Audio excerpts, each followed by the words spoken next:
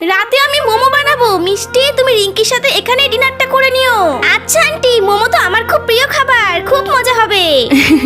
সব সময় এখানে এসে পড়ে থাক। আন্টি, মোমো কি তৈরি হয়ে গেছে? আমার খুব জোরে খিদে পেয়েছে। হ্যাঁ মা, আমারও খুব খিদে পেয়েছে।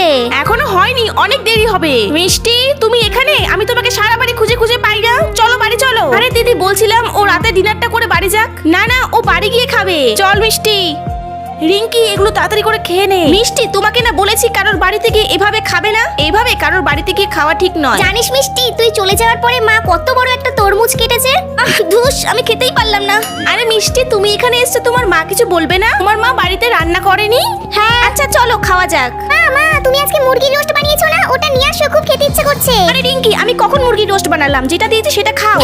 মা আমাকে বলেছিল রাতে বাড়িতে খেতে আসতে, না হলে খুব পিটাবে। আমি যাই। আরে মিষ্টি, চলে যাচ্ছ কেন? এগুলো খেয়ে যাও। এই নে চিকেন রোস্ট, তাড়াতাড়ি করে খেয়ে নে।